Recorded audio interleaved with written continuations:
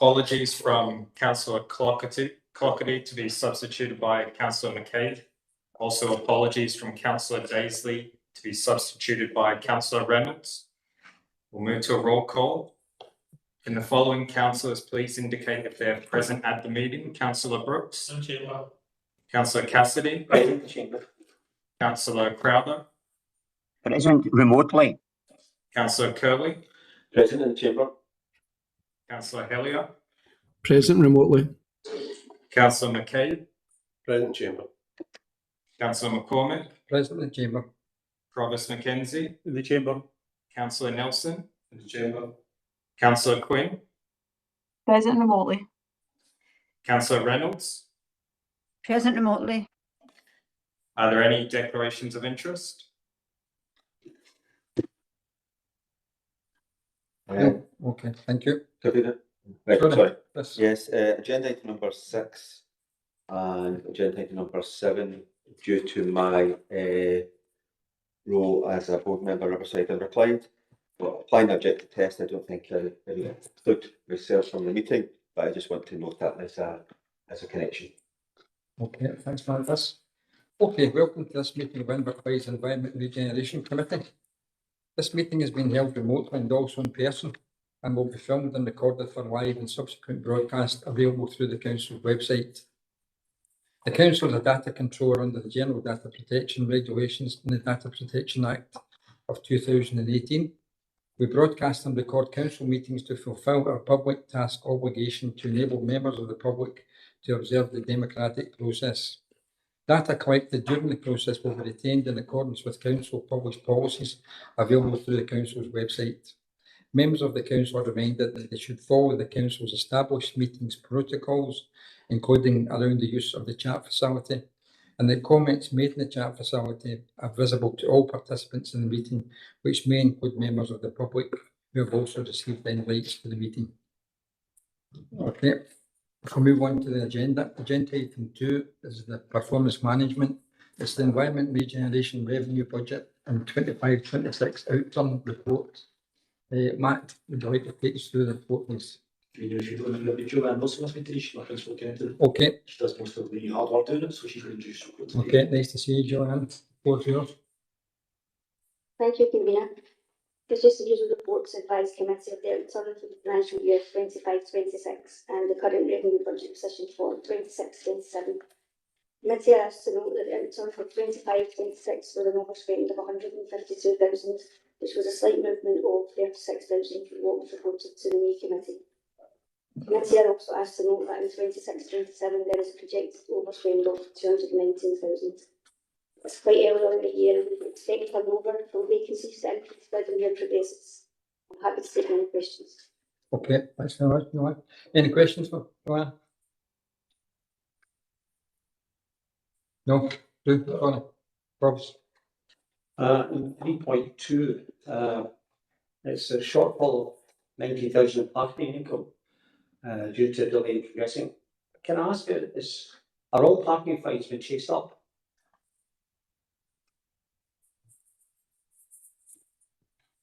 New joint there. Yes, they are. Yeah. Are there any consistent culprits who park and ignore their tickets and have amounted to a vast number of tickets each that have not been paid? I wouldn't be able to comment specifically on individual parking tickets, but there is a standard process where they, any issues are followed through, and if not paid, they are referred to the case of Bristol.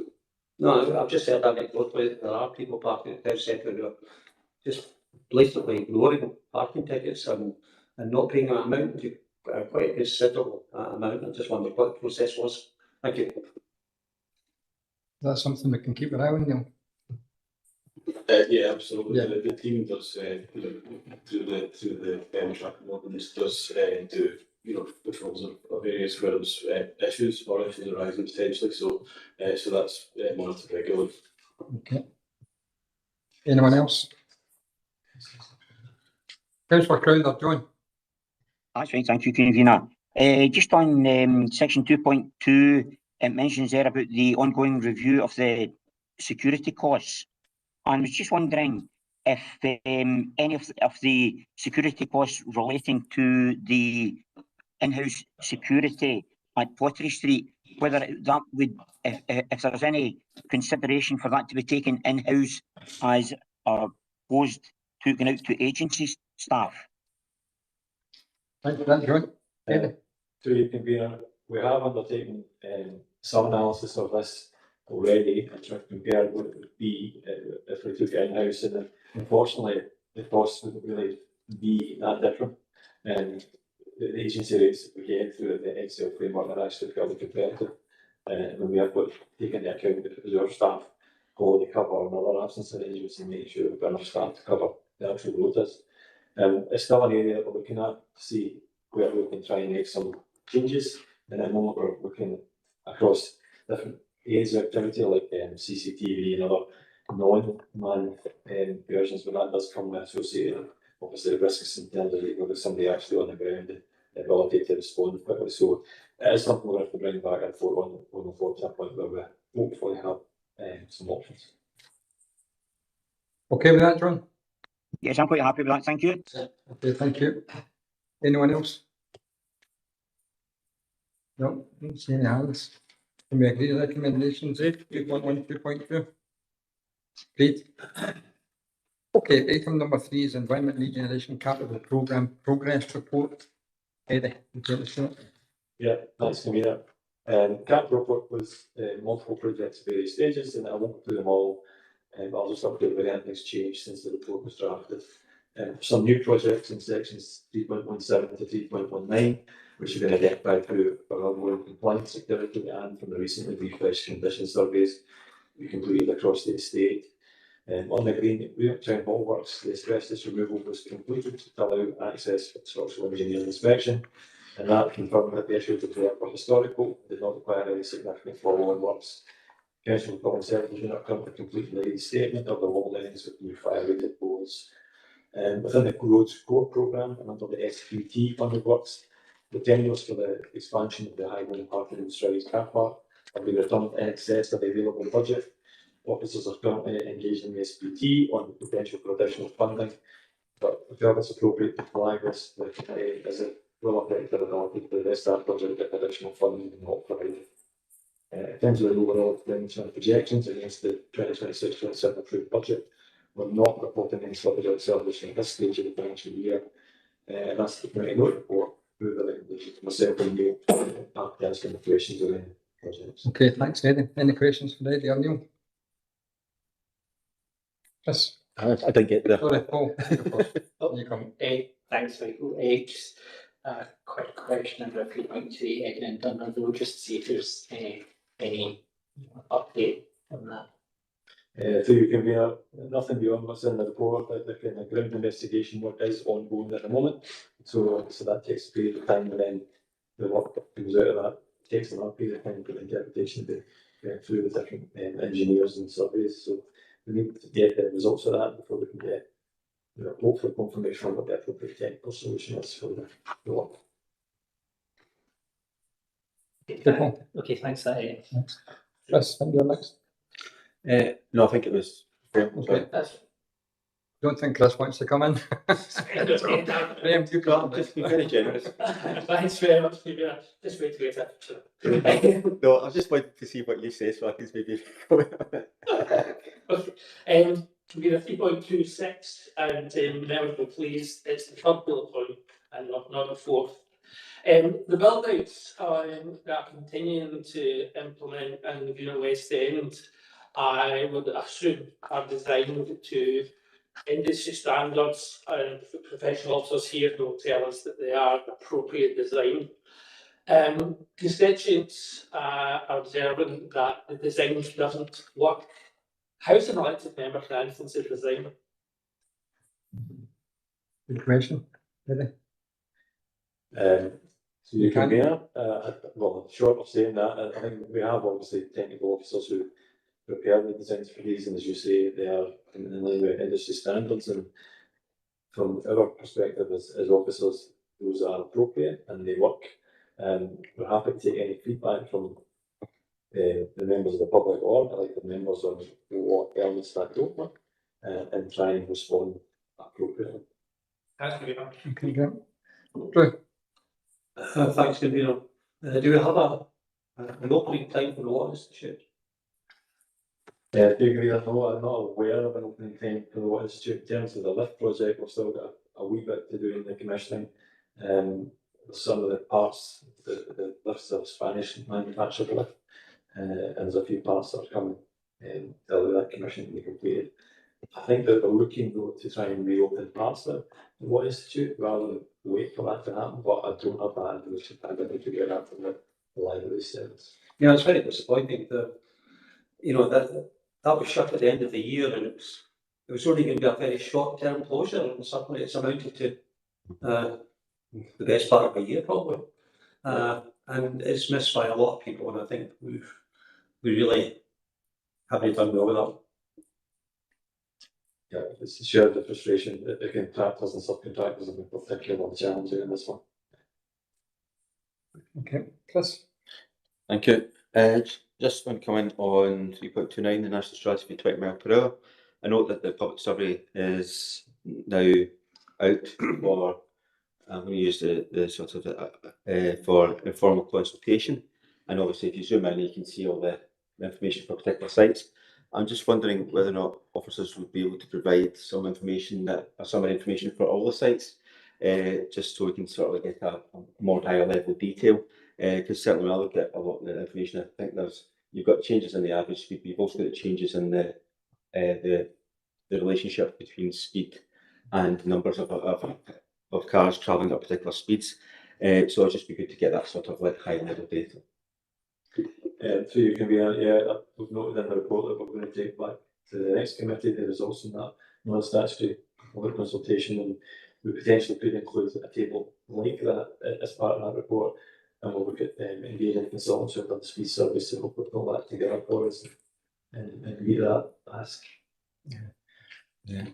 I'm just on that. I would be wondering if that might be a wee bit. The information might be very useful to actually have for the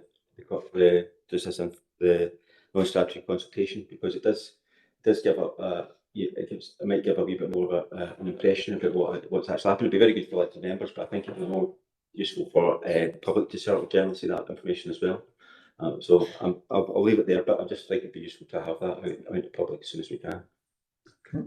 Stephen? I wasn't even recommending about coming on another point, but I've completed the consultation. In a sense, it's more about how you feel about what's happened than necessarily looking at the detail. And I think the speed surveys is only a sample. Eddie will correct me if I'm wrong, but I think it's only a sample of speed surveys, so it's not covering every single road where we've introduced 20 mile an hour. But I was going to ask a question around 326 and the second bullet point about design of pedestrian crossings, and being a bit parochial to ask about the Kilmacombe Road, Port Glasgow. I'm presuming that's one that's adjacent to the new housing development on the former St Stephen's High School site that we're looking at potentially putting a pedestrian crossing in there, because I've certainly had representations from constituents about the challenges in crossing that, which is a pretty busy road to maybe go over to, for example, the shops or get to school. So you can be, my understanding is that these are ones that have been identified through previous inquiries through the members and the public. So it is likely to be that location. I don't know for sure. I'll check with the officers, but the issue that it's design only is it's quite difficult to take forward a project like that within the constraints of the in-year funding that we get for road safety improvement. So the intention is to have these designed and ready to tender, and then hopefully if we get further funding next year, we can potentially take forward. No, that's helpful. I think it would be good if we could get. I know there is a pedestrian crossing further up, closer to the shared campus, but certainly that's a big housing development. A lot of people living in there, a lot of kids crossing roads, etc. I think it would be good to have a pedestrian crossing at that location. Okay, that's it. Councillor Crowther, is that a legacy hand that's up, or have you got a question? No, I've got a series of questions. I think there's 6 in total. And with your consent, could we just go through them one at a time rather than me listing off all 6? And then halfway through, I've been asked maybe to repeat what the question is. So would it be beneficial to go through them one at a time? Yeah, absolutely. Yeah, I think so, yeah. Sorry. Yeah, that's fine, that's lovely, thank you. The first question really is on section 3.5, that's the town and village centres. And if you look at the Guruk pool environs, I note there that the fabrication time for the cast iron posts and the limited number of foundries raises a question. Do we order up these cast iron posts on a as and when required basis, i.e. that could be one at a time, or do we order them up on multiple posts at the same time? Yeah, so you can be it just depends. So sometimes we have to react to one-off small failures of posts. So it can be small numbers, but the most recent orders we've been putting out for things like Go Road, which we've done quite a lot of work on recently, hopefully that's been noticeable. It was something like 40 or 50 posts procured at that time. So it just depends on what work we've identified and what that scale is. The stuff for the environments around the Guru pool, there's probably another 40 to 50 plus posts in that area, because they're on multiple levels, so it's a bigger job for that one. But as I say, time to time, we have to do individual posts, and they all have to go through these foundries, and there's not that many of them, and they all have to have these casts available for the posts. So technically the council owns the cast, and that sits with us, and we have to pass that to the foundry for them to cast the ballers. So it's quite it takes more time than we'd like most of the time, unfortunately. Okay, John. Yeah, that's fine, that's lovely, thank you. If we just now move on to 3.7, that's the Clean Park regeneration.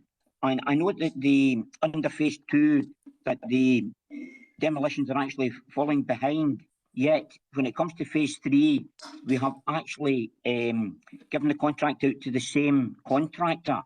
And we're just wondering, because everything is falling behind, whether we have put in any safeguards into the contract, i.e. is there any penalty contracts should this contract fall even further behind? So you can be every contract that we procure has got various clauses within it. We have damages clauses within it. It depends on what type of contract it is, how punitive they are. And for demolition contracts, there's not a lot of actual associated loss, so it's difficult to put figures in there that suitably incentivise contractors, because there isn't actually a lot of loss other than delay to taking a building down. We are encouraging the contractor to improve its performance through the contraction means available to us, and we'll continue to do that. Unfortunately, as the phase 3 contract was a separately procured and tendered contract, you can't link both of those, so you can only take forward measures on the contract that's live at any one point in time. Okay, John. Yes, that's fine, that's okay, that's fine. The next one I've got is the play area strategy under 3.9. And basically, on the 5th of August 26th this year, Inverclyde Council introduced a new easy-to-use publication library on the council webpage. I've had a look at this webpage, and unfortunately I cannot locate any play area strategy. Could I have some indication as to where I can find this strategy? And 2, there was also a request made by Lateral Braeside and Branston Community Council, and that was for the webpage. If it's possible, if that could be maybe be restructured in order that it could be in alphabetical order, just for the ease of locating the policies and strategies. Neil. So you can be so in terms of the item paragraph 3.9, play strategy was in relation to the funding that is the report indicates has now ceased. So it's not a document as such. I would say that the local development plan evidence report is coming forward with some more detail on that, and that's expected to be reported to council soon. In terms of the publications library, we can take the feedback back to appropriate service and consider that. Okay, John. Okay, that's fine. Comments are noted. The next one there is 310, that's the Nature Restoration Fund. And I just note there that the Coves Reservoir LNR, that access to one of the benches there closest to Mallard Crescent, and to access that you have to cross over a deep ditch, and I was wondering if either that this bench could be removed from that location and relocated to a safer location, or alternatively, if a small bridge over the ditch could be put in place to enable the safe access. Thank you, to you, Convener. Yeah, we'll take that and have a look at the options associated with that. Okay, that's fine. That's a straightforward answer. I'm quite happy with it. The other one is 3.11. That's the park, cemeteries and open spaces. And again, this just goes back to a question that was raised at Community and Residents Association. And basically, it relates to angling at both the Murchison Dam and the Town Dam. Now, the main complaint really was discarded fishing nylon and hooks, fishing tackle in other words, and how that could endanger wildlife, in particular the swans that are resident in these two dams. Now, while I was walking along Greenock Esplanade, I noticed that there was signs advising people not to feed the likes of the gulls. And when it comes to the two local dams, I was wondering, as an angler myself, the last thing I would really want to see is notices going up and park management rules being changed, just to say that there would be no fishing in these dams. What I'd be looking possibly for is, would it be possible to put some sort of signage up advising anglers not to discard tackle because of the damage that they can actually do to wildlife? Neil? Again, so you can go, happy to take that back to self and have a look at that. We'll report back on that. Okay, John. Okay, that's fine. That's lovely. Yep, I'm quite happy with that if that's reported back. And basically, the last one that I have is 3.37, and that's the enabling commercial space. And I was just wondering if a paper will be presented to a committee in due course. So you can, yeah, absolutely. The funding award was made last year, and obviously the reports indicating that the pre-development design work is going on. That's still the case, but clearly it's advanced in the since we had the funding award. Before any development would take place, we would be bringing back reports to update members and eventually make any relevant decisions around that. Okay, that's fine. That's lovely. Thank you. And that concludes my questions. I think that was actually 7 questions. I Okay. Innes, would you like to come in? Yeah, there was the ask a follow-up question on Dinwood Road. Obviously, Dinwood Road's been shut for, I think, over 3 years now, and you know, I have people who are at me every time I meet them about it. What's happening, when are we going to get this solved? So I'm passing that on. I'm saying to you, you're saying that they're still checking the road out, which has been going on for years now, obviously. Do we know when we're going to have that work completed? Do we know when we're liable to be out to tender? And do we know when we're liable to be starting works and repairing the road? Do you convener? I think from back to the various reports we've taken to this committee already, and we have been at pains to say all along that we can't provide any guarantees that there'll be a technical solution for this. So there's still a risk that we won't come up with a technical solution for it. That said, we hope that there is, and the work that I'm going to just now will present us with that. At the moment, we're hoping to get feedback through the engineers and doing an investigation that allows us to conclude the design, get something to tender this side of the calendar year. But it is very much dependent on what comes back from this field investigation and what technical solutions are possible. I can't give you any guarantees beyond that at the moment, and we're at pains to say that in the previous reports to the committee too. So, with what you're saying at the end of the year, so the very earliest we're looking at next summer before there's any chance of this road being open again with work summer. We'd certainly be not looking at work starting any earlier next year. And I've got a contract period I can't define just now because that'll be obviously informed by what the actual design solution is and what type of intervention it is. Paul, right on. Thank you. Yeah, just on that, maybe it would be possible for the next committee if we could maybe have a bit more of an update on it, maybe things have progressed a bit further in the ground investigations. Through your committee, I mean, that's what these reports are for.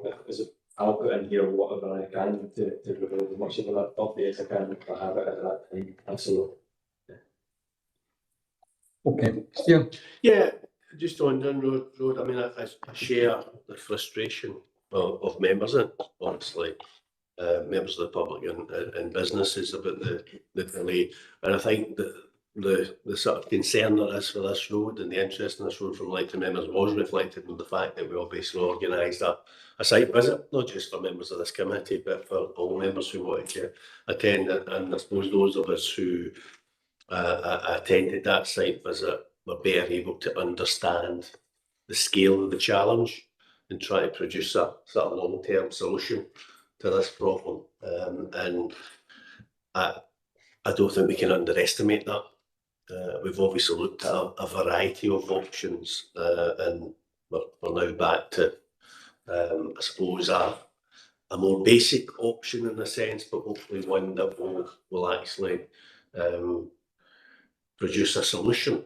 But I think the reality again for those of us who went on a site visit, that there is no absolute guarantee that we won't face problems in the future, even if we spend a significant amount of money in terms of trying to fix this road, because just the nature of the topography around that location is very, very, very challenging.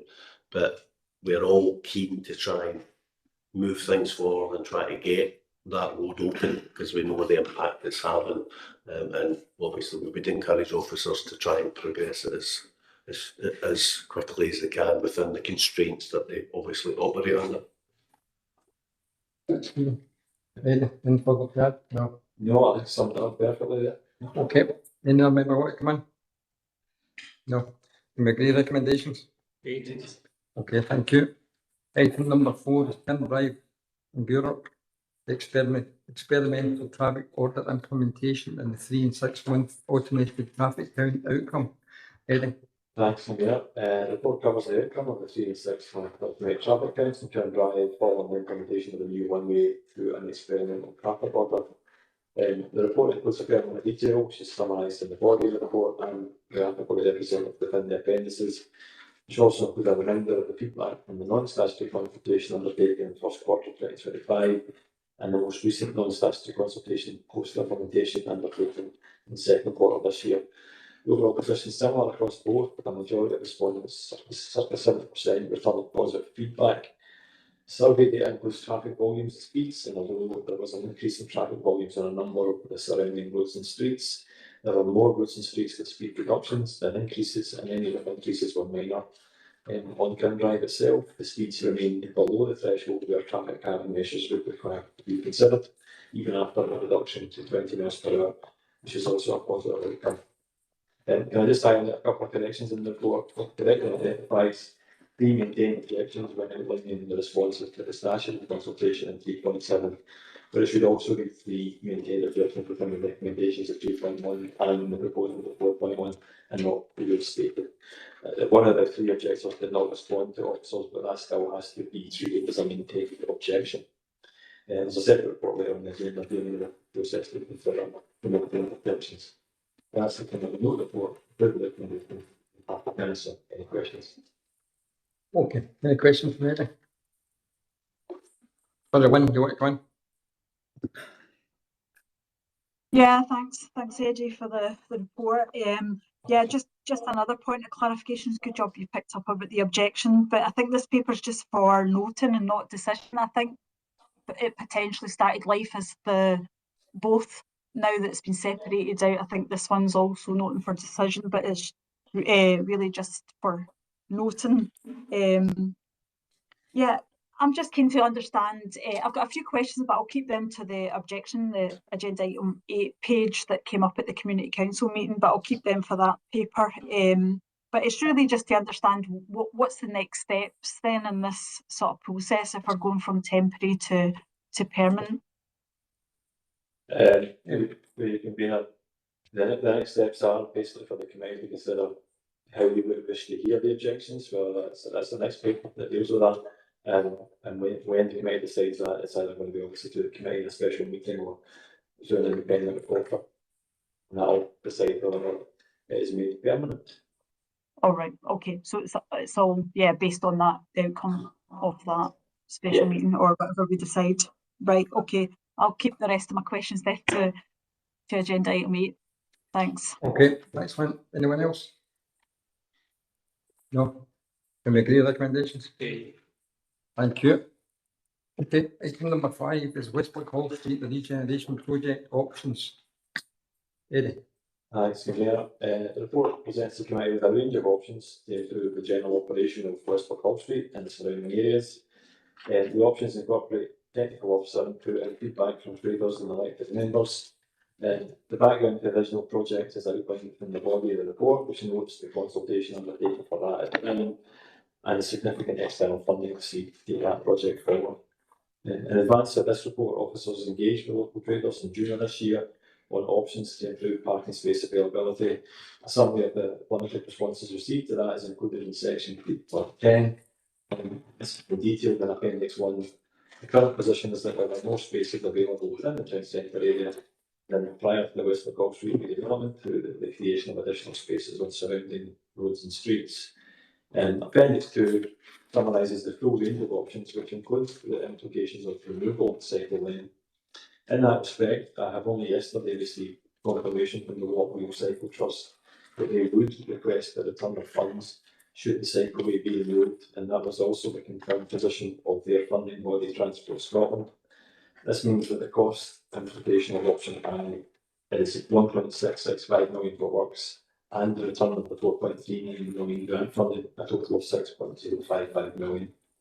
And the officer's recommendation is that the committee consider options A to D and G, the capital cost of which can be contained within existing budgets. However, the recurring revenue applications of operating the car park operation would require to deal with the policy resources. The remaining option would require additional capital funding to identify with the scale of those varying significantly as summarised in Appendix 2. That's the committee note report. We would recommend that's it. Okay, thanks, Eddie. Any questions for Eddie? Graham. Thanks very much. I had 4 questions on the report, but actually the 4th question has just been answered with regard to strands. So I will have to, on my feet, decide where I go with that question. But my question is actually on the report, so I'm going to take it, I'll take it together. I'm sure any skipping for the answer. 3.8 informs the committee that there was no concerns raised for the parking proposal through the engagement in 2019. My recollection of that is I was live at a number of these consultations, and the issue of parking was raised through a number of channels. So I would politely suggest that phraseology there may not, I use one may not be accurate. There was objections raised in 2019. My second question is referred to 3.18, the 18. We have in our papers a statement, quite a large paragraph, 3.18, that it has been reported that pedestrians, I'm not going to read the whole paragraph out, members can read it themselves. Basically, pedestrians have reported the breaches of people parking in the street. Can I seek clarity on where that will come from? I am not aware of that report. Is it a survey? Is it, where did that report come from? That's completely left of centre. And there seems to be no reference to where that is significant information, and there's no clarity of where that information comes from. And on the same issue, although obviously I suppose the site. So we've got information on 3.18 that we can't understand where it comes from because we haven't been told. And yet we have a survey, a public survey with, last time I looked, 1,227 signatures from the public asking us to remove the cycle lane.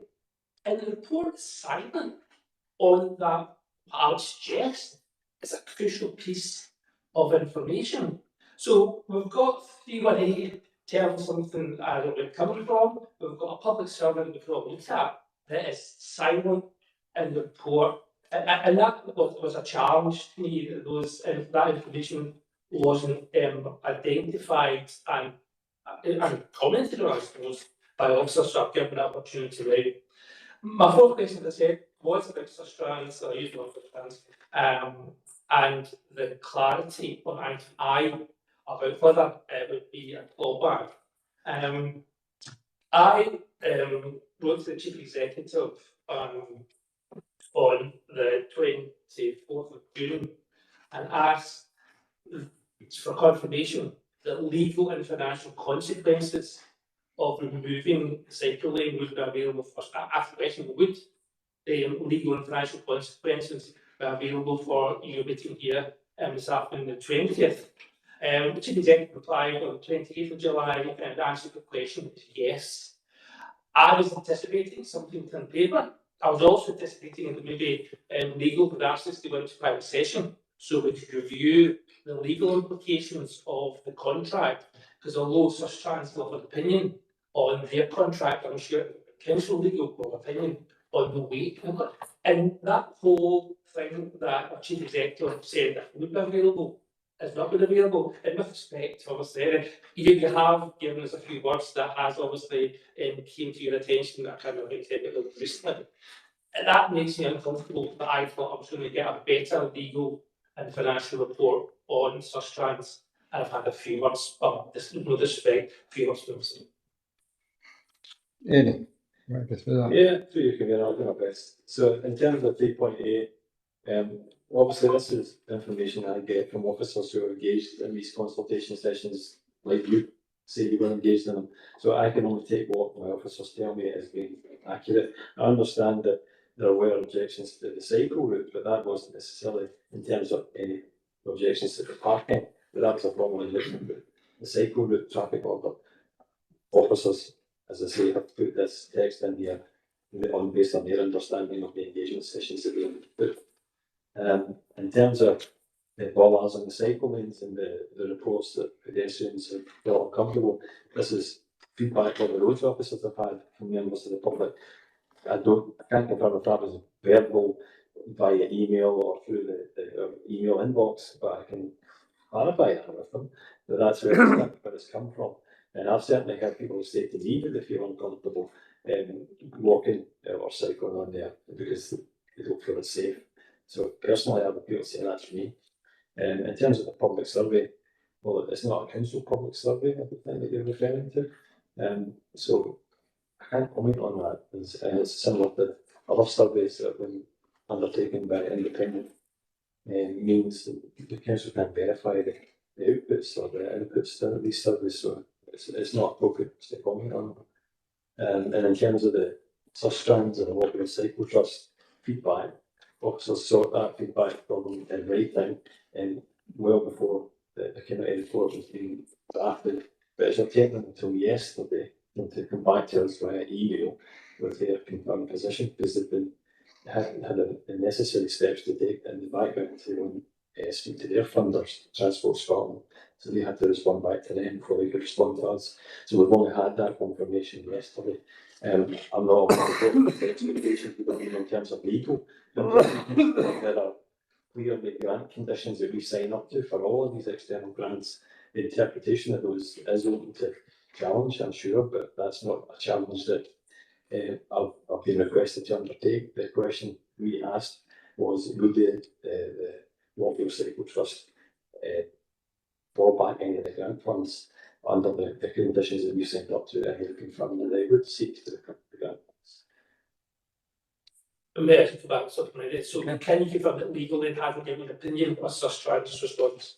Absolutely not, because we only had an email from Morgan Central Trust yesterday, so we've not been that opportunity, and it does not mean the need to do that at this stage.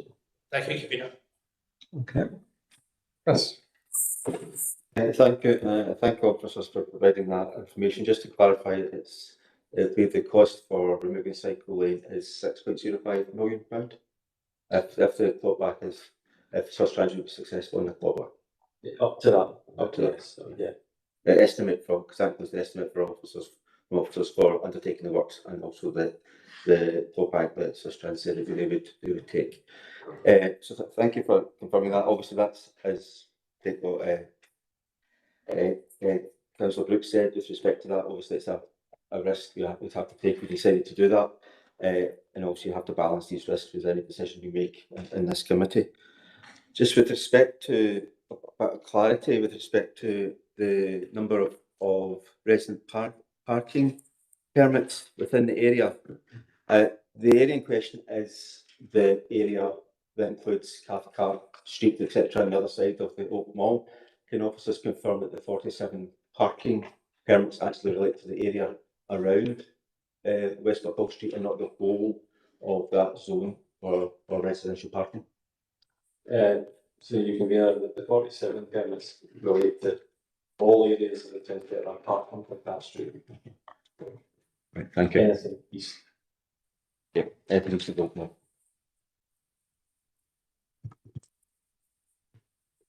Are you, Chris? Yeah, for questions, yeah. Stephen? Promise was desperate to come in there, but I'll come in, I'm sure the promise can go in. We know this is obviously a difficult issue to deal with. And I think anybody reading the report in advance today would have known that we wouldn't be in a position today to make a decision as to whether we would remove the cycle lane or not, because we don't have all the information that we need. We've now got some of that information verbally, but if there was certainly a proposal to remove the cycle lane, then that would need to be the subject of a separate report, and the committee would need to make that decision based on all the facts, and obviously having to understand how you would fund that, to be perfectly honest. So we're not in a position to make that decision today, and we know that there is a call for the cycle lane to be removed, and there's competing views on that, and if we get into that debate, I'm happy to express opinions around that.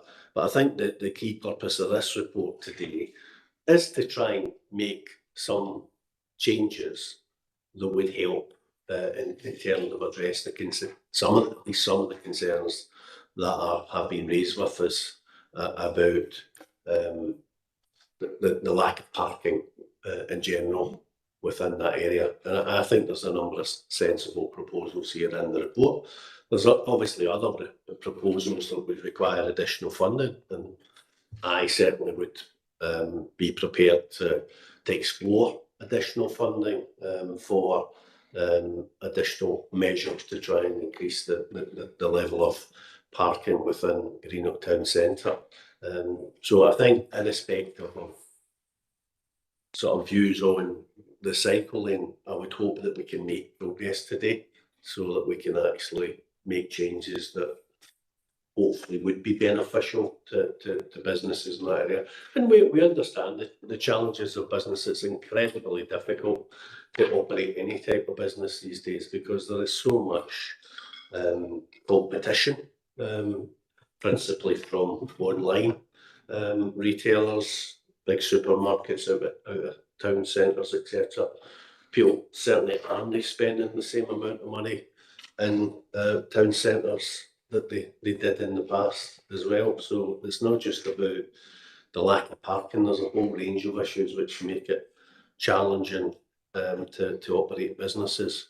But recognising that there have been concerns raised with us, I think we need to make what we consider to be appropriate changes that hopefully would help that situation in some respect. It's certainly, these changes are certainly not going to dramatically improve the trading environment at West Buckle Street, and I don't think removing the cycle lane would dramatically improve the trading environment at West Buckle Street, but let's do what we can to do today, and if anybody wants us to seriously consider the option of removing the cycle lane, that absolutely has to be the subject of a fuller, more detailed report, which does include the legal advice that Graham is looking for. Thanks, Stephen. Sure. Thanks, Gabriel. Yeah, we set about improving Westport Hall Street. That was the task set in this council. And to make it conducive to a nice retail experience and a hospitality experience. And Westport Hall Street's a much improved street from what it was. There are niggles, but Sussex came along and they said, how do you like putting a cycle track? We'll fund it. And we said yes. And then went to cycle track, and of course that has been the source of very strongly voiced opinions on both sides. I'm sure all members of this committee received an email last night from a gentleman telling us on no account get rid of that cycle track because it's a valuable thing, and we've had strong representations. Mr. Chris Joe, who I see on the public benches today, has a business on Westport Hall Street now. Mr. Joe's a friend of mine. We go back many years, and I met Chris this week, where we sat down and discussed business. We discussed Greenock. We discussed his own business in Westport Hall Street and town centres in general throughout the country, in every town up and down the country, and how retail and hospitality was struggling in the town centres due to online shopping, due to out-of-town shopping. And Chris is the guy I can speak very honestly with, and we share robust ideas. And I said to him, I says, if you remove that cycle track, you're not going to be one bit busier than you are just now. And I would believe that, and he didn't believe it, and he didn't agree with me at all.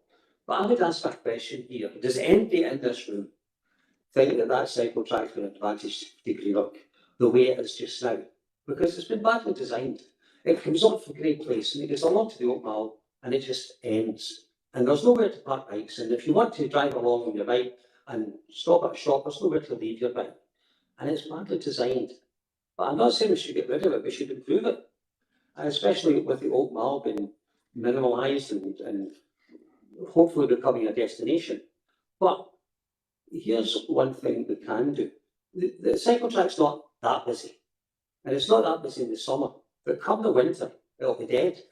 Absolutely nobody will use it whatsoever. So what is wrong with us having a cycle track during the summer months, and maybe at the end of September to March or April, we have it for parking? Now, officers will tell me, the road department will tell me, that can't be done. They'll say, oh, the size of the cycle track is not big enough. Well, the size of the cycle track is the same size as the bays up at the retail park in Port Glasgow. And I was going to say my car fits perfectly on it, but I don't want to incriminate myself. That they'll say it's dangerous to the public, pedestrians. Well, if that is the case, we could put the bollards that I think we could put them at the side of the road, we could put them on the pedestrian side. And the road markings, we could change them, or do we really need them? The drop curbs, people are parking on it just now without drop curbs, and there's not been any damage with the amount of what the tonnage that goes onto the cycle track. So that is worth considering. 6 months on, 6 months off. Sussex might want half their money back, but I don't think so. I think that is a decent compromise. I think that's something we could work out. I'll leave that thought to the officers. Okay, thanks for that, Drew. Chris? Thank you. Yeah, as Drew says, what do you call it? Chris has been, Mr. Joe has been making his case to officers. I was glad to meet Chris as well and discuss it, and I think Chris knows my opinion on it, and I suggested some ideas to him, which officers have considered and make a lot of what's in this report. I'm listening to what Drew said there about on off and on off. I think if we're doing sort of providing infrastructure and providing public officers to come out as well, my purpose would be to have a continuation, because you want to try and get step change, you want to try and get people to change their behaviours, etc. So having a facility there for half the year and a facility not there for the rest of the year, I don't think that would work. from my perspective. I don't think the cycle path is what's causing the issues with West Hall Street. I do think it needs to be improved. I would agree with Provost there. It doesn't go anywhere at the moment. It goes to the end of the Old Mall, but I think once the Old Mall development happens, it will go somewhere and it will be able to fulfil that purpose. It's just unfortunate that the way these projects came around, that there was an opportunity to do West Hall Street before it was able to tie in with other elements of redevelopment, which does leave it as a cycle path to nowhere at the moment. And I was very aware of that possible criticism. So even at the time we were considering this a few years ago, I remember we saying to officers, would it be possible to have it as a cycle path, design it for a cycle path in the future, but have a space for free parking at the moment, conscious of the fact that this might be something that would come up. But looking at it, is there enough parking in Greenock? And though there is, I think with these changes that the officers are proposing today, there will be enough parking in Greenock. I did a survey by myself. I went around on Tuesday there just before this meeting. I thought it was a good opportunity just to take stock for the meeting, and I counted the number of parking spaces that were available in the immediate adjacent and in West Hall Street on Tuesday afternoon. In Dalrymple Street there was 10 spaces. Laird Street there was 4 spaces. Dalrymple Street car park there was 2 spaces, excluding disabled and EV spaces. Roslin Street there was 1 space. Roslin Street car park was 15 spaces. West Hall Street there was 2 spaces. Jamaica Street there was 0 spaces, but that's because there isn't any parking restrictions there at the moment, and so they're all being used up by long-term parking. Jamaica Street itself, adjacent to the bottom of it, next to West Stewart Street, there was 3 spaces. Nicholson Street there was 4 spaces. Ardell Street there was 4 spaces. West Stewart Street east of Jamaica Street there was 4 spaces. West Stewart Street west of Jamaica Street there was 5 spaces. West Stewart car park there was 9 spaces. So in total there was 62 spaces free in Greenock. Some of those are currently paid for, and that's Roslin Street, West Stewart Street car park and Jamaica Street car park. But part of the proposals here is to make them free for 3 hours. So there's a lot of parking spaces available in Greenock Town Centre at the moment. So I think we need to make these parking spaces more accessible. So I think the officers are proposing here will do that. I think that we need to go a wee bit further, because I do think some of the parking is maybe not readily accessible. I think that's, as discussed in this report, the changing on the one-way operation and maybe restrictions to residents parking would also help as well. Because one of the other things is as officers have confirmed, there's 47 residents who actually have parking permits for that area. Now they're quite entitled to park in that area all day, every day. And of course, if you're trying to encourage people into the street to do shopping and also to live, you have to get a balance of what we do here. And I do think we've got the balance right between residents' parking abilities and also the ability for people to come in and use the town centre. Probably not. I'm not saying that residents shouldn't have the ability to park in the town centre, but I think we need to look at how we actually manage that. So I think my take on for today generally would be, I think what the officers are proposing, A, B, C, D and G is correct, but I think we should also look at E and F as well, and understand that might have some financial consequences. I think maybe this committee should actually maybe remit this to policy and resources to see what funds could be available. Also, to take it away, identify what funds would be required, maybe remit to policy and resources, see if those funds could actually be identified, because I do think we need to go a wee bit further here. I think we need to look at is there more parking that can be provided, especially if I'm suggesting that we need to maybe review how residents and visitors parking works and change one-way operation to make all the parking more accessible. And one other thing, which has been obvious, if you go into, I would say if you go to the bottom of Jamaica Street and West Hall Street, and you see how cars are coming in to Jamaica Street into West Hall Street, it's effectively creating a traffic jam, because the only way you can get in at that point coming down Jamaica Street, the only way you can get into West Hall Street, and then you're stuck because there's a queue of traffic trying to get out. And that seems to be quite a consistent approach. Whereas if you're to change it round and you use Jamaica Street to leave Westport Hall Street, that would mean, first of all, that you're actually got the ability to go round and find another parking, but also means you're not stuck in the street waiting for that traffic light at the end. And I think sometimes a lot of the parking on the cycle path is because people can't get anywhere. They get into Westport Hall Street, they get to the end of Westport Hall Street and they can't get there, so they just nip onto parking, into the cycle path. And just to conclude, when I was finding out there were 62 parking spaces available on Tuesday afternoon, there was 6 cars parked on the cycle path. So it's not as if there's a large amount of cars parked on the cycle path. It's just the fact is it's there, it's obvious. People need to see, I'll just park on it. If it wasn't there, they would be able to find a parking space elsewhere in the town centre. I'm no doubt about that. But what the thing is if you park there, it does completely stop the ability for that area of space to function as intended. As the funding 4.39 million was provided to do, there's 1 car parked on there, 2 cars parked on there. As a cyclist, if you're on that path, you have to then go onto the road facing the traffic if you're trying to go east and actually play chicken with the road traffic. And that's why cyclists are not using it as much as they would probably could do, as well as the fact that it needs to be improved.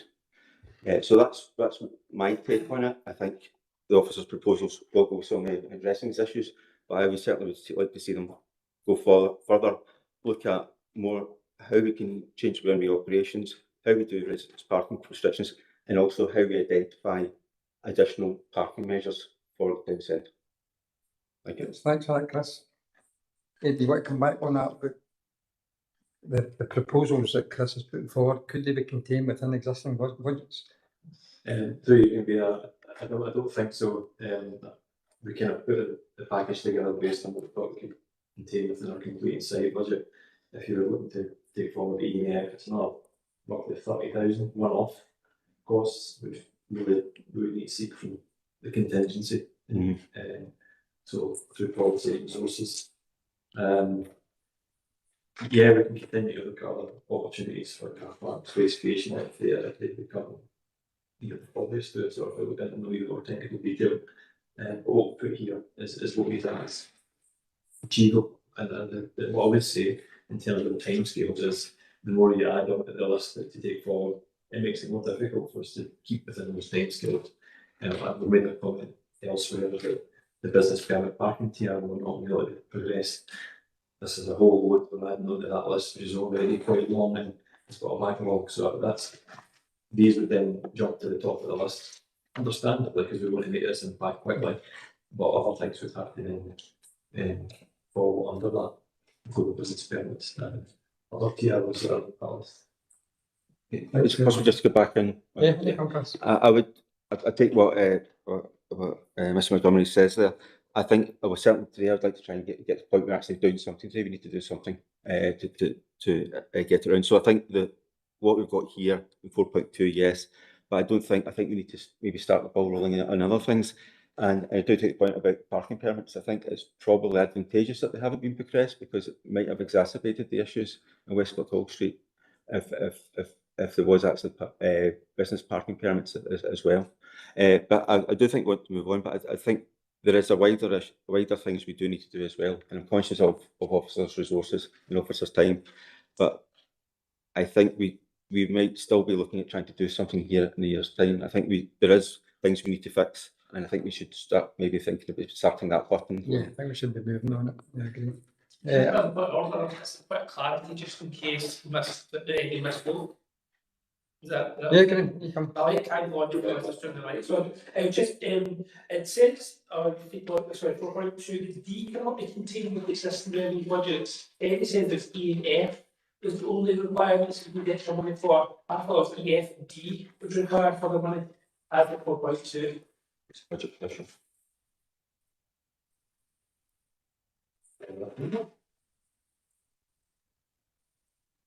It says D cannot be contained in the existing budgets. Subject to have to go to members, which are not going to pay more money. Oh no, the revenue cost can't contain the capital money within the side, but the revenue can't be contained because it's recurring. So capital. Sorry. That's okay. And this, Yeah, obviously this has come about, the whole thing's come about because I think in the Scottish Parliament, the SNP got together with the Greens and the Greens pushed these agendas, taking money away from children in and things like that, and this has been the result. We were offered this funding, we took it. We didn't have to take it, is my understanding. But the way I see it is this has been done, bringing bikes in and out, fine, but actually having people cycle along what is, one of our main shopping areas. I don't think it's necessary. I think people could quite easily have wheeled their bikes along here. I think as a cyclist, I would have been happy to do that. So we have now, and we're now seeing the effects of it. We're seeing the effects. We know the effects because we can see the likes of Captain Balfour closed. And that's not because of online shopping as such, because people don't go online to have a property. If they're in the town centre, then they're in public property, and that wasn't happening anymore. And that's only since the cycle lane has come into being. We've got Chris Steele here today, and we had that discussed with him. I think he said that his business has sort of halved in its turnover since that cycle lane has come into being. We're going to end up, we're just going to lose this part of the town because of this. That's what's happening, because the shopkeepers are not going to walk away because they're not making any money anymore. And keep going. So I think as a council, we have a responsibility to try and do something to alleviate this problem. And I think any council that doesn't do something to try and alleviate and help this problem, it's a derogation of their duties from them. I think further discussions could be going into the Scottish Government regarding clawback, have the position put to them what's happening here. Get their ear and see what can be done. And sure there's a minimum way of changing the cycle lane back to some sort of parking without it being a huge cost. So that's kind of where I am with my thoughts. Paul, you next, or Stephen? Okay, Paul. Thanks, Mayor. Yeah, so I agree with what Councillor Gates said earlier on. I think in terms of making a decision whether you remove the cycle lanes or not, it's definitely going to come back, to the committee again and have a more substantial report where we look at the costs and the legal options as Councillor Gates suggested. I think that obviously you mentioned you're right, so the high streets across the country are struggling. They have been for years, even before the pandemic. We've been advent online shopping, and obviously the pandemic's exacerbated that as well. And I think there's a wider discussion about how you stimulate and support town centres going forward, and you see many places around the country having that about changing the model about how town centres are used by the public more, and that's something that we definitely need to look at. I think it's been said there's a number of options here that also come up with that we could take right now, and I think they're definitely something we need to progress. I appreciate the challenge it's presented officers and the difficulty of trying to navigate and find the right course of action. But obviously, as Eddie mentioned, it's quite a substantial clawback we could be facing, and we need to figure out if we take that quote, where we're going to pick that from, because the answer to that right now is we don't know where we're going to get money for that. Yeah, I come back to a point I made earlier on. There are particular proposals in this report that I don't hear anybody disagreeing with.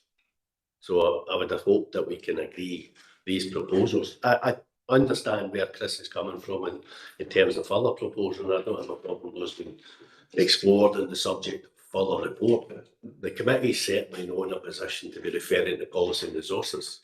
I'm the Vice Convener Policy and Resources. You're certainly not in a position to be referring to policy and resources until you actually make up your mind what you want to do. You might be referring to policy and resources for another £6 million or £7 million, depending what else you want to do. So the committee needs to decide what it wants to do. I suggest that we agree the proposals that are in here, and if people want a further report and other options within the report, we have a further report on those other options with more detail. And it might be they come at different stages. It might be there's enough information for the next committee to have the full implications of removing the cycle lane explored in a detailed report, and some of the other issues that we want to look at might have to follow on a later report, depending on officer resources. But let's get on at least today and agree what we can agree to try and, I suppose, help the situation. And I don't disagree. I don't agree with Wennis that there isn't competition for going in for a coffee. Since Cafe Bath opened, there's incredibly more competition for going in for a coffee across the whole of Inverclyde. We've also got drive-through places in Inverclyde that was only there 15, 20 years ago, etc. If I wanted to go in for a coffee in Kilmacole, I could go to half a dozen places in Kilmacole for a coffee.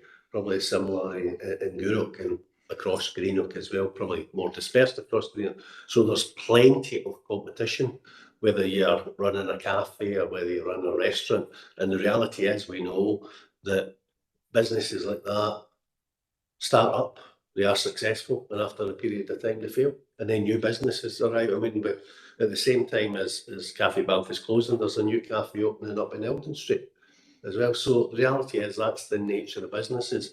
And yeah, people might blame the cycle lane, right?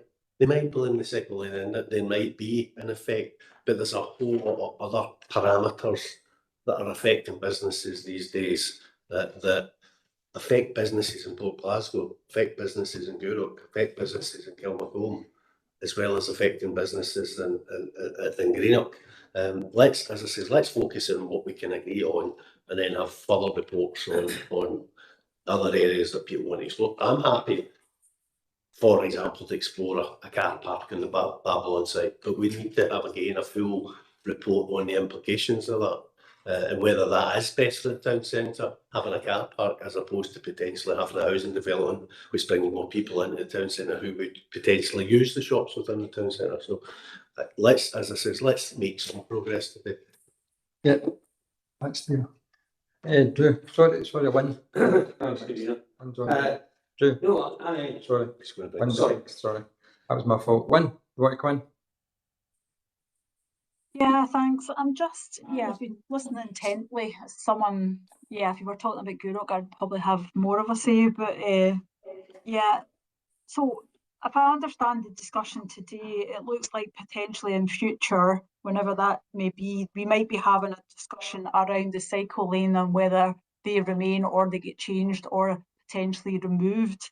So it's really just about the recommendation in terms of installing bollards for £20,000. If we're talking about in a short period of time, we're going to have a discussion about potentially removing cycle lanes, but we've already spent £20,000 putting bollards in to protect them. So that's just the fling in there would be a concern that we spend money to preserve the cycle lanes when we've not had the discussion on the future of the cycle lanes. Anything like that? Through you, Convener, I mean, the issue as presented in the report is that there is currently, as officers have stated, a health and safety issue for people using that cycle lane. So I think the recommendation would stay that we have to do this to address that health and safety issue. Just to be clear, Convener, I'm not moving that we have a further report on the removal of the cycle lane. I'm just anticipating somebody else might want to move that. And if we want to achieve a consensus, then we maybe want to agree. I would need a lot persuading to be spending £6 million or more to remove the cycle lane. Right? But if the committee would like to have a report to explore that, fine. But somebody in the committee needs to move it. As at this point in time, we've got a set of recommendations. We'll obviously need amendments to those recommendations if we're going to pursue others. Drew. Thanks, Convener. No, just to go back to my 6 month off, 6 month on, 6 month off, the officers didn't respond to me. Only Councillor Curley responded to me. I'm still thinking that's not a bad idea. If it could be drawn up legally and implemented in such a fashion, because nobody's going to use that cycle lane come the winter. And it would give the Christmas parking, the shoppers for Christmas parking, somewhere to go. I think it would be great and advantageous. Councillor Nelson mentioned the green agenda, and he's quite right. This has all been designed through this net zero, no car, low car environment that is getting put onto us. And I also have reservations about this transformation that's happening outside this building at this present time. Because in the planning for that, it said no car, low car environment. And I think we're losing 76 car parking spaces. We've got to trust in these town planners to come out with the ideas that are proper for the town, and yet they're working on a different agenda. There's more cars on the road now than there's ever been in the history of mankind. And I think we're a wee bit too soon with that. And I think we've got to look at that. But the 6 month on, 6 month off, I'd like that looked at. So you can be, I mean, I'm sure my most technical colleagues were here, they would say, and they reiterate that it's not been designed for vehicle traffic. I mean, I've personally seen delivery vehicles parking on it as well, so how do you stop that? And they're way too heavy for that. I don't think it's appropriate for vehicle traffic. I'm sure my technical colleagues can come. You would then be having that discussion with the Walkway and Cycle Trust as to, does that go against the conditions of grant? I would suggest that it absolutely does, and it's whether or not they can claw back a full amount or a proportion of that amount, and that's a conversation that they have done. Yeah, this sustenance the clawback money. I would think we should be claiming sustenance for the money for giving us that advice in the first place. So it's not just a one-way street here. It could be a good argument. Anybody else want to come in? No. Just for the note, yeah. I won't comment about the low car thing, because I think the fact is we got as many, so many. Well, with the Lobstein, I'm going to comment on it. But over-reliance on cars is the biggest tax that people have in this country.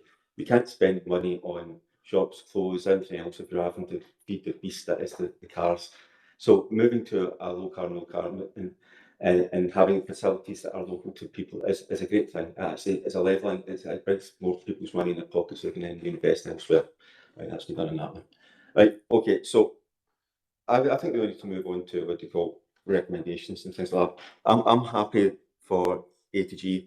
I would like to see further reports back on changing the one-way operation and other residence parking restrictions, and possibly and also on looking at where we can get additional car parking provision. I'm not anti-car. I want to be very, I'm pro people. So I do want to see if we can get some more car parking facilities in Greenock Town Centre in the right kind of place. What's proposed here by officers works in Port Glasgow, works in Europe, and it can work in Greenock, I would suggest. If that's a proposal, is that a motion? Can I just clarify, because Yeah, that's what Chris said A to G, whereas I think the officer recommendation is A, B, C, D, and G. Yeah, sorry, I've just missed it. ENF. ENF. But you're asking for a further report on a further report on ENF and on creating and creating a new new car park facilities in the town centre. I think that's the proposal I'd like to make. That's what you're next, obviously, we still talking. No, sorry, Graham. Right, okay. Is it? Yeah, okay. So I'll make an amendment that we take the officers, and I'm going to use the letters of use. So we do A to B, delete G. We go for E and F, and we ask for reports back for H and I. So H and I is reports to the Babylon nightclub and removing the cycle lane, that's report back. And the deletion from the officers list is the installation of bollards on cycling. Okay. Peter, would you like to take us through the difference in the two options facing members? So you can just a quick question for Eddie. So if I'm right, options E and F aren't funded. Right. Okay, so Councillor Brooks, what we need to do with items E and F then is to seek P&R approval for funding for that before deciding to do those works. So I thought the motion holds that. No, I think probably, and we're not saying that we've actually we're looking at the, I would like to, yeah, if we need to identify funding source for undertaking these reports, but generally we get reports back without considering the funding implications of the writing the report. So I propose we get the reports back, and then that will determine we need to have £30,000 if you want to do change one way operations, or it will be resident parking restrictions might cost another £20,000, and at that point we go to, I think that's the point Councillor McCabe was making. At that point we go to P&R and ask for remit for funding. And I agree with that. So I'm not sure. Okay, so so with Councillors Curley and Councillor Brooks are options A to D. Yes. Yes. Councillor Curley is option G. Councillor Brooks is not option G. Councillors Curley and Brooks are future report on options E and F, also exploring questions of funding. Yeah. And also a further report on Councillor Brooks is a further report exploring options and funding for H and I. H, but H should be expanded to not just be the former Babylon nightclub site, just general parking restrictions. I'm presuming we'll be okay with that as well. Yeah, but I'm going to go off for something up on.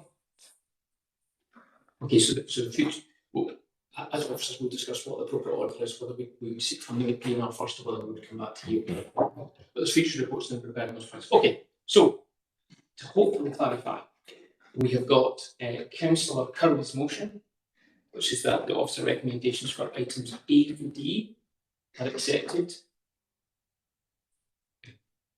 and option G. Yes. And that future report on options E, F, H, and I be brought back. Not I. Not I don't think that's a test. Councillor Brooks is options A to D, not option G. And then a future report on options E, F, H, and I. Okay. Okay, members, I can ask you to indicate whether you are for Councillor Curley's motion, and to clarify if anyone's not understanding, come back and ask the question, or if it is Councillor Brooks' amendment. So, Councillor Brooks. You have amendments, sir? Councillor Cassidy. Motion. Councillor Crowder. Motion. Councillor Curley. Motion. Councillor Hellier. Motion. Councillor McCabe. Motion. Councillor McCormick. Motion. Councillor Mackenzie. Motion. Councillor Nelson. Amendment. Councillor Quinn. Amendment. Councillor Reynolds. Motion.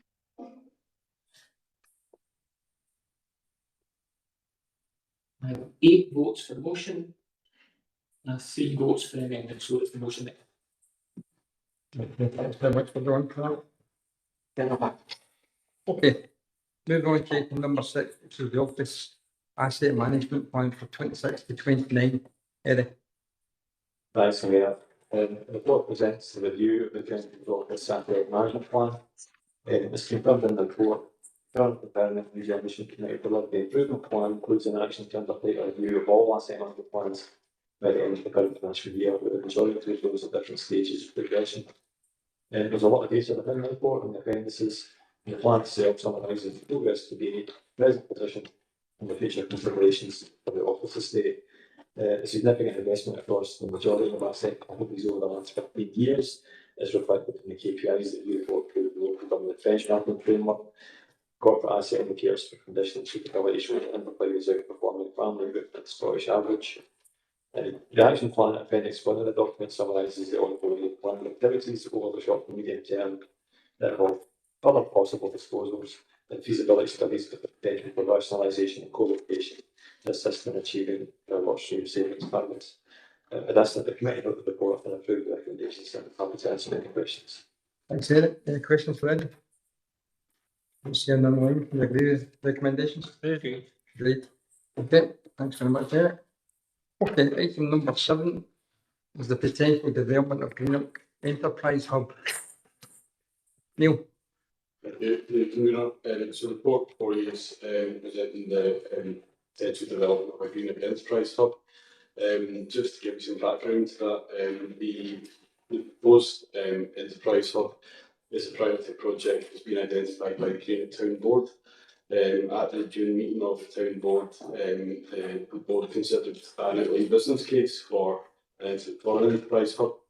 That included analysis of options for potential locations and other factors such as operating mechanisms, etc. The preferred location that was identified in the outline business case was for the use of the Wallace Place building to be the location of the Enterprise Hub, and that the board produced a full business case to advance the Enterprise Hub proposal. A full business case would entail effectively having a fully costed and consented implementable model, and so there's various steps in governance in that to get to that stage. So the report for today is effectively just identifying that that process of undertaking a full business case is underway to fulfil the board's priority of delivering an Enterprise Hub.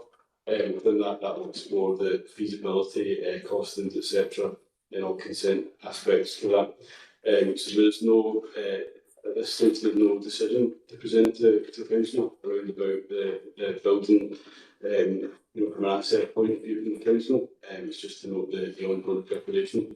Clearly, the use of the building is not within the Town Board's gift to get that fully up and running and agreed without other governance mechanisms coming into place, particularly those to the council. So there's likely to be further decisions and updates presented to in the future if the development of the business case is successful.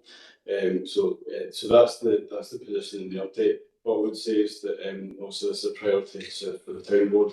It doesn't infer anything for the existing services that are operational within the building at the moment. I.e., this report is not giving members any indication of also consider the impact of potentially using that building as an enterprise hub and what that means for services as part of the full business case development. So just providing that update. I'm happy to take questions. What I'd advise about transparency is part of my role. I am the advisor to the Town Board, and so I've worked with the Town Board as part of this proposal. Happy to take questions on any aspect. Okay, thanks, Neil. Steve? Yeah, I mean, it's a potentially exciting opportunity here to look at an enterprise hub.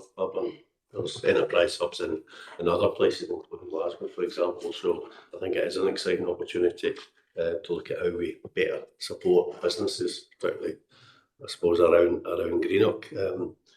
But just obviously, I appreciate that reassurance that the business case will explore the existing uses and whether there's a requirement to relocate any of the existing uses and what options there would be for relocating any of the existing uses. So we don't want to start any hairs running at this point in time. But if people obviously know that Greenock Central Library is in that building, let's be clear that if this was a favoured location for an enterprise hub, we would certainly be retaining a library, whether that be in that building or somewhere else. We'd certainly be retaining a library for Central Greenock.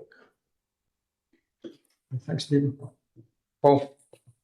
Sorry, Chris. Yeah, I think my question is probably mostly being asked by Stephen, but maybe just a wee tiny bit of it. If you're doing an outline business case, etc., I suppose I'm just going to be a wee bit.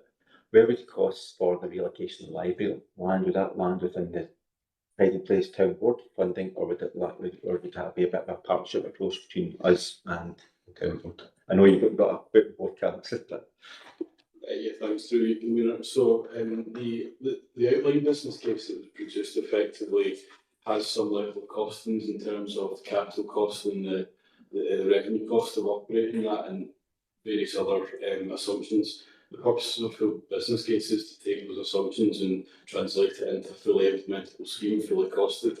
The Town Board has obviously got funding that was awarded to it, and has indicated this is a priority project, and this within the outline business case there was assumptions of support from the town board to allow this proposal to be delivered. There is no ask within this paper or suggestion of an ask from the council in terms of resources to support it as a town board proposal. In terms of detailed breakdown of the finances, etc., as I say, what is in the outline business case is with any outline business case is an assumed model that gives an indication that all place would be the most viable location for that. A full business case is not fruitful for one conclusion. You have to go through various governance mechanisms, financial assumptions and testers into full deliverability to get to full business case. Some business cases fail, but if we move to that stage, all of those details will be locked down. Well, thank you. Okay, Paul. Yeah, thanks, Commissioner. Yeah, I think this is a good idea. I've seen enterprise hubs in different parts around the country, and down England and Wales be really quite successful. So I think if this is something that we can get off the ground running and help support encouragement business number of it's a good idea worth exploring. Thanks, Paul. John, got it, Colin? That's right, thank you, convener. Just noticed there that well, this is just an outline business case. I was just wondering if any consideration would be given to either working in partnership or conjunction with the Skills Development Scotland, who have a shop in Westbrook Hall Street, if this would be deemed beneficial to Inverclyde. Neil. Thank you, Commissioner. So in terms of the business case that's being prepared, what that's effectively assuming is there will be a range of activities will take place in the building, from commercial office space to to smaller office spaces to incubator space, communal facilities. The other aspect of the business hub is what support services would be there, and those can come in the form of anchor tenants or partner organisations. It's not uncommon for enterprise hubs to have some of the big banks have sort of community facilitation components. Those things have been explored to a degree, but would be fleshed out through the preparation of an outline full business case. So that may include what support services would be offered by other entities that they might be interested in that, and certainly Skills Development Scotland, Scottish Enterprise may be interested in that.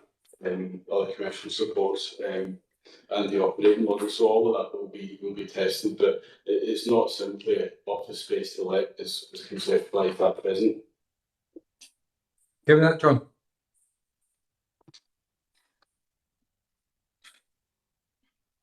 Okay, John. Yeah, right. Yeah. Okay. Thank you. That's fine. Thank you. Okay. Can we agree recommendations? Okay, thank you. Okay. Item number 8 is going back to Camp Drive, the one-way experimental order. Eddie. Yeah, thanks, Commissioner. What covers the outcome of the formal consultation procedure undertaken for the external traffic of Camp Drive and Stafford Street and adjoining roads, where there are to be maintained objections. The recommendations seek the committee's directions to where matters dealt with through the appointment of an independent reporter or for a special meeting of this committee. Thanks, Eddie. Can I put the suggestion forward that we have a special meeting to discuss this before the next D&R committee, if that timescale works, Eddie? Yeah. Come in. Sorry. Sorry, John. John and Wynne. Wynne, you want to come in first? That was a legacy, sorry. That's okay.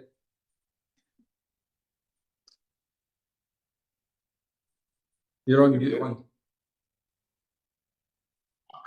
That's a good start. Yeah, just a quick question on the two options. So what is it we're benefiting from an independent reporter versus committee? Obviously we're familiar what happens at a committee, but what is the benefit of having an independent reporter, if any? You can hear it. I suppose it distances the committee from the decision more. You've got an independent view, but ultimately the committee still have to decide whether they agree with that view if it comes back when it comes back. And it does cost you for the privilege. Okay, no, that's great. So should we go ahead with a special meeting There was a couple of questions come up at the community councils I mentioned earlier. One was that they were concerned that the objectors will be heard at this committee, but not necessarily those residents that are supporters of the recommendation. So how are the voices of those that are in support of it becoming permanent, how do they get their voices heard? So you can be probably looking at Peter.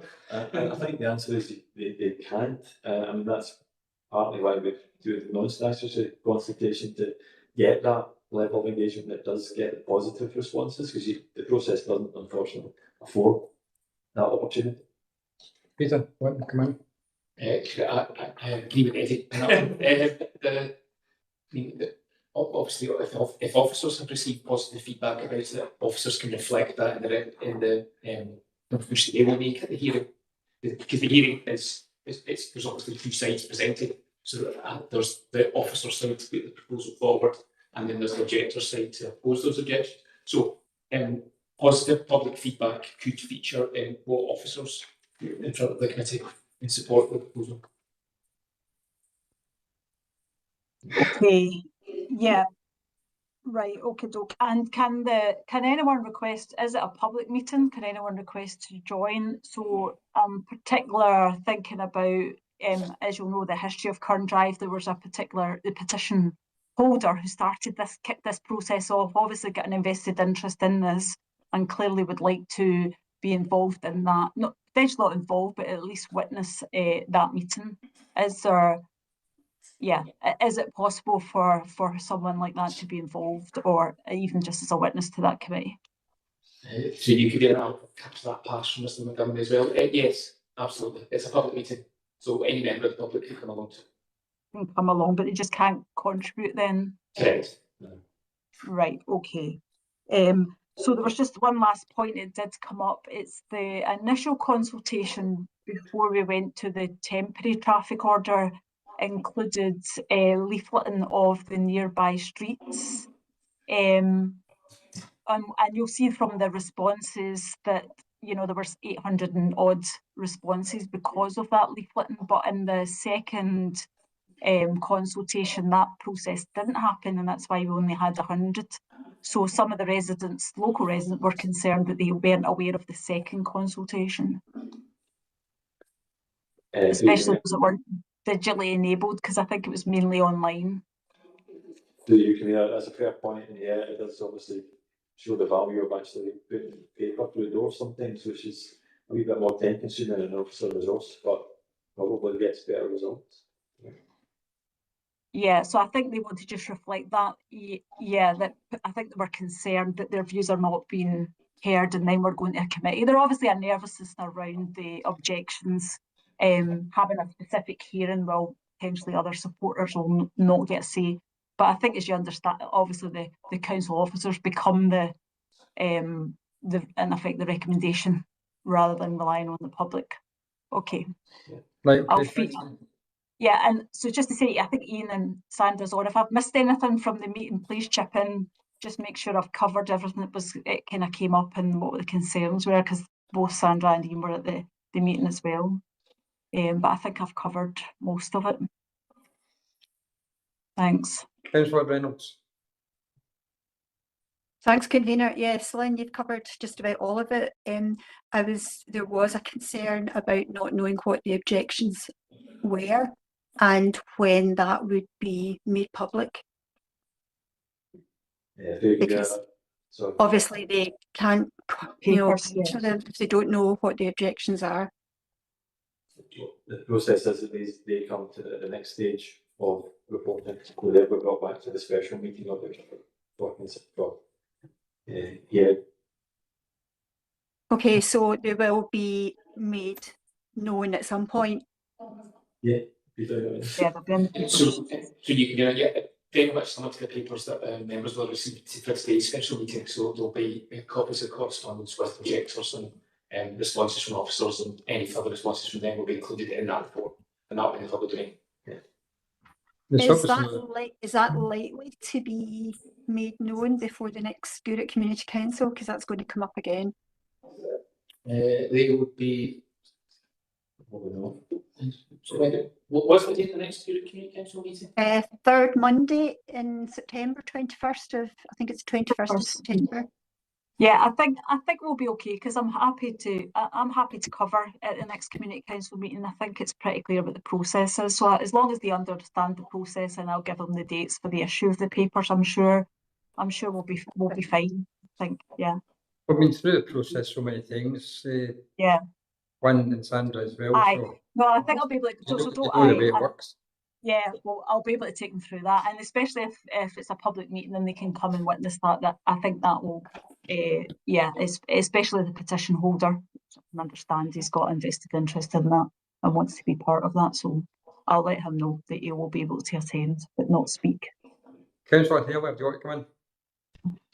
Thanks, convener. Yeah, I mean, I was pretty much listening in there to what was said, nothing else to add, otherwise than the fact that it's been a very positive experience. We're moving forward, and let's just move forward in that aspect, and let's get to the end stage. Thank you.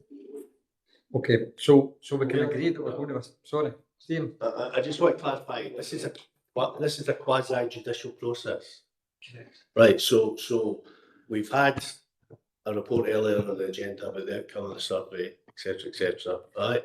Officers are going to be coming along this special meeting to put forward their case for a permanent order to be applied. And we who are members, I'm not a member of the committee, I'm substituting today and I'm substituting this meeting. Those who sit on that special meeting are sitting in a quasi-judicial capacity, required to hear both sides. Correct. And potentially question both sides before they come to a decision. So members need to be careful if they're going to be attending that special meeting, not to be seen to be preempting the decision of that committee. Is that correct? Fair, your comment. Okay, when do you want to come back in? Yeah, just to clarify, so all my questions were around the process and making sure both sides are heard. So I haven't expressed opinion one way or the other. So my questions are mainly around representation from both sides. Thanks. Just to be clear, Chair, my comments were not directed at Councillor Quinn. Yeah. Okay, and it's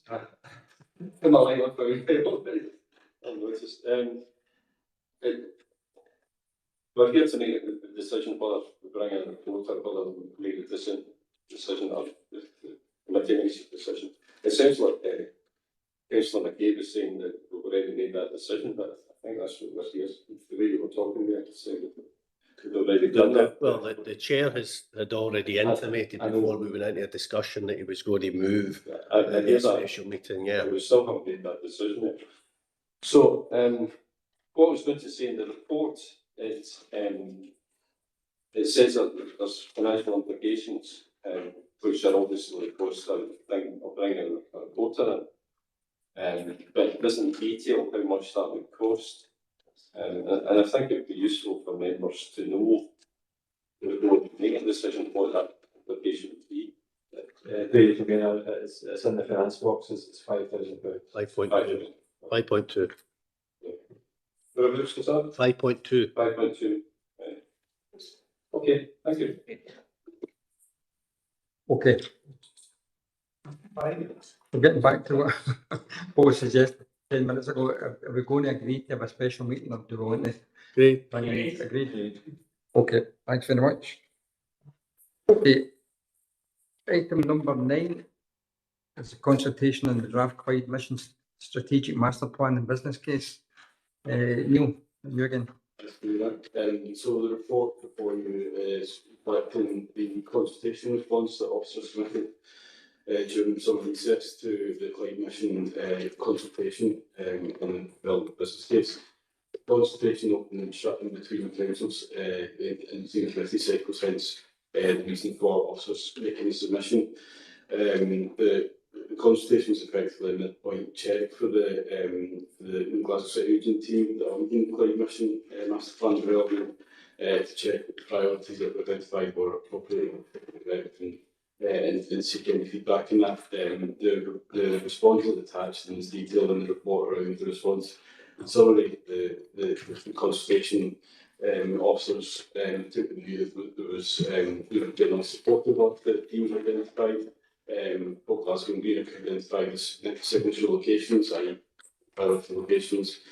So that there was general support for that. There was some comments and feedback in the officer response around increasing and enhancing the focus on jobs and employment opportunities, and questioning and seeking input for the Clyde mission geographical boundaries to extend down towards Kiffin Bay, recognising that there may bring benefit there as well. I'll not add anything further. Take questions. Thanks, Neil. Any questions from Neil? Stephen? Yeah, I'm happy with the submission. I think it is important we take opportunities to respond to these consultations and make the case for Inverclyde at every opportunity. I mean, Inverclyde is recognised by the City Region as a particular priority, so we should be continually emphasise that and highlight what we consider to be the priorities for Inverclyde. I suppose I'm going off a wee bit of a tangent in the question of for Neil, it's for Eddie. Part of the Clyde mission at the moment is a heat carbonisation fund, and just that, and there've been various bids in for that fund up to now, just to get an update from Eddie where we are with a potential bid for Inverclyde. Yeah, so you can be we're not at a point at the moment where we would be able to put a bid in for something like a heat network, because we've not got to that stage with our feasibility and technical work at the moment. We're still engaging through heat network support unit and getting some public support from them to hopefully then get to the point where we could get to an outline business case stage, or certainly the next stage to go through. And then at that point, we could potentially bid into this fund. Just in terms of the fund, we anticipate there'll still be funding in the fund by the time we are able to put together a potential bid. I couldn't say that, and it depends. I mean, obviously we've got other councils with a lot greater resources than we have available to them. What I would say is that heat network development isn't really that far, not much further advanced there across most of the authorities, because we've engaged in lots of their networks and everybody's finding the same difficulties in terms of barriers to that, the funding being the biggest one in terms of what type it is, whether it's capital or revenue. At the moment it's capital, it's not quite going to do it. I think there has to be other revenue funding in the mix as well, and I think that's in looking at the moment. So I can't answer that really because I don't know where everybody else is. All we can do is try and continue on our feasibility work to try and get us in a place to be able to. Okay, Neil, you want one? Just not specifically on that funding, but part of the development of the Clyde mission master plan strategic business cases, there is an anticipation that there will be funding associated with it. So it's not being specific on that particular theme. We are working closely with the team and making sure that we're influencing that's where there is funding sources come down the line that we're well placed to capitalise on that.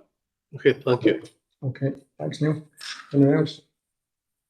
No, McGree recommendations. Convener, could I just come in with my hand Oh, up? sorry, John. Sorry, I missed your hand. Sorry, John. Okay, that's very nice, lovely. It's just a couple of kind of simple questions, basically, and I have read through the paper, noted with interest, and also the time constraints that have led to the officer's response. But if I could focus on section 3.5, there's a couple of bits I'd just like to find out a wee bit more about. One is the Greenock Ocean Terminal, and would I be correct in saying that this refers to the connectivity between the town centre and the Greenock Ocean Terminal? And also, could I seek clarification when it comes to the East Docks of Bleak Inch Green? Because when we come to the following docks and harbours, we have Inch Green Dry Dock, we have the Great Harbour, James Watt Dock, Victoria Harbour, East India Harbour. Which ones does the East Harbour refer to? What's that, Neil? I think in terms of the themes of this connectivity, assets, infrastructure, town centres are all featured in here, so that there's an attempt to convey that those are all important and emphasise the importance to the unit. The Clyde mission master plan work. In terms of the list of assets that are produced, it's intended to cover pretty much everything that we have that's coastal and asset based. As I said, that's the purpose of it. What we have said with the consultations and midpoint checking for the direction of travel, and also made that response. So whether there's further workshops ongoing in September, and including with them attending that. So if there's any additional feedback or any points of clarification, we have to feed those into the team. Okay, John. Okay. Anyone else? No. You agree recommendations? Thank you. Okay, item number 10 is property asset management in the Meadowlark Community Hall. Eddie. So the board seeks authority to declare the Meadowlark Community Hall building surplus to requirements and to demolish the building with the potential to dispose of the site at a future date. As outlined in the body of the report, the recent report from the May 2026 Education and Communities Committee on the review of Block 6 community facilities confirmed the building has been vacant since November 2025. Also in poor condition, as confirmed to the recent condition survey refresh, and would require significant investment to address that and suitability and energy performance improvements. But that's if you approve recommendations and have the council improvements. Thanks, Eddie. Paul. Yeah, thanks very much. Also, facilities and my work I spoke about it was at education communities back in May just before the recess. So I would really tend to say that much other than just I did make a request at that committee, just and I know that what we're talking about is demolishing, receiving it and looking for potential market at a later date, that we maybe give consideration first to any potential interest from the community to take over the land. So you can be and the land can go on the surplus asset register. And if there's interest in the community, it can be considered through the community asset transfer group. But all I would say, and I think I mentioned at the time, was that there are retaining walls around three sides of this structure. So it would be difficult to put it back in a usable format without creating a slope. Basically, so it might not be that usable for any group, but we'll certainly look at what's left. Thanks, I appreciate that. It's just action the community council. Yeah. Okay, can we agree recommendation? Great. Great, okay. Thank you. Yeah, future items are to be held in private. We're going